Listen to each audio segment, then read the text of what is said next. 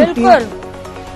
चलिए, बड़ा अपडेट आ रहा है उत्तर प्रदेश से। बीजेपी से राजनाथ सिंह करीब 3151 वोटों से आगे हैं। तो आपको बता दें कि उत्तर प्रदेश से ये बड़ी खबर सामने आ रही है। लखनऊ से में 3 राउंड में काउंटिंग होगी। सपा के रविदास मेहरोत्रा चल रहे हैं पीछे। जी देवेन जी। अगर इस सीट पर भी हमारे विशेषज्ञों ने अपनी राय दी थी, हमारे जो राजनीतिक विश्लेषक थे उन्होंने राय दी थी और बीजेपी के खाते में यह सीट कर दी थी। और देखिए, ये देखिए, विश्लेषक 1 ने भी बीजेपी, 2 बीजेपी, 3 बीजेपी, 4 बीजेपी और न्यूज आवर का अपना विश्लेषण भी।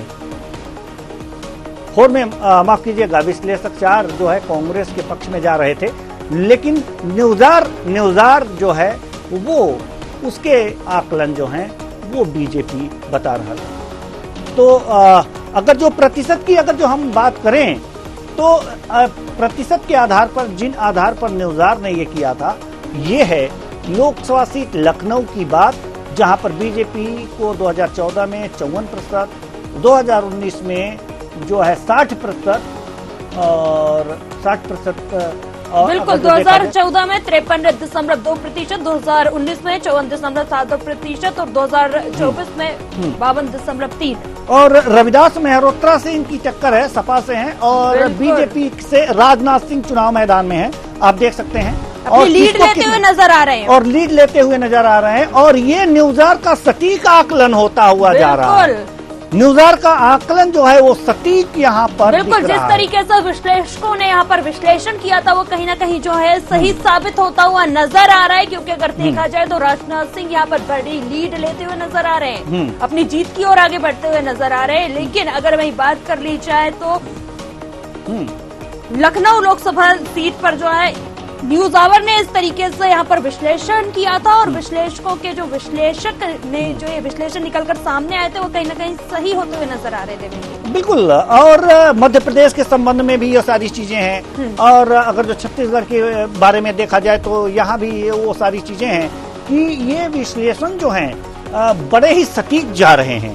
तो न्यूज आवर ये कह सकता है, न्यूज आवर एकदम से कह सकता है कि जो विश्लेषण है वो वास्तव में किसी द्वारा प्रायोजित नहीं है। बिल्कुल, अगर जो हमारे विश्लेषकों ने यहाँ पर जो है विश्लेषण जो किया आरोप था, लगते रहते हैं, एग्जिट पोल पर आरोप लगते रहते हैं कि ये तो इनके पक्ष में कर देते हैं। ये हमने जो विश्लेषण किए हैं अपने स्टूडियो से किए हैं, कारण बताए गए हैं, और उसके बाद से जिन प्रतिशत के आधार पर, जितने प्रतिशत के आधार पर ये आकलन किए गए हैं वो सारी चीजें बताई गई हैं। तो लखनऊ सीट का अनुमान, रायबरेली सीट का अनुमान, ये सारे जो अनुमान है और भी तमाम सीटों के अनुमान लगाए गए हैं। और जैसे ही वो हम देखेंगे कि जैसे ही इन लोगों की रुझान आते हैं, सीटों के रुझान दिखने लगते हैं, वैसे ही हम आपको लगातार बताते रहेंगे। तो बिल्कुल टीवी स्क्रीन पर आप देख रहे हैं, लगातार आपको जो है अपडेट यहाँ पर मिल रहा है। वही एनडीए की बात कर ली जाए तो 290 के पास जो है यहाँ पर है, वही इंडिया 230, और अदर की बात कर ली जाए तो 23 यहाँ पर नजर आ रही है। वही अगर छत्तीसगढ़ की एक और नजर डाली जाए, मध्य प्रदेश की, तो 29 की 29 सीटें जो है बीजेपी के पक्ष में यहाँ पर नजर आ रही है।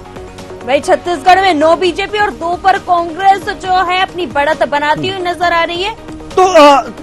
तो नवजीत, हमारे साथ हमारे मेहमान भी जुड़े हुए हैं, और अवगत करा दे अपने दर्शकों से कि विवेक श्रीवास्तव जी प्रवक्ता बीजेपी हमारे साथ जुड़े हुए हैं, रोहन सिंह जी प्रवक्ता कांग्रेस जुड़े हुए हैं, डॉक्टर नितेंद्र सिंह जी प्रवक्ता समाजवादी पार्टी से जुड़े हुए हैं, दिवाकर सिंह जी प्रवक्ता जेडीयू यानी कि जनता दल यूनाइटेड से जुड़े हुए हैं। हम इनके पास आएंगे और इन जो सीटों पर जो ये रुझान है ना, जिन सीटों पर रुझान जो सामने आ रहे हैं नवजीत, इन सीटों के रुझान के बारे में चर्चा करेंगे। और साथ ही साथ रायबरेली की सीट हुई, अमेठी की सीट हुई, या फिर हाजीपुर की सीट हुई, हाँ, इन सीटों पर भी हम चर्चा करेंगे।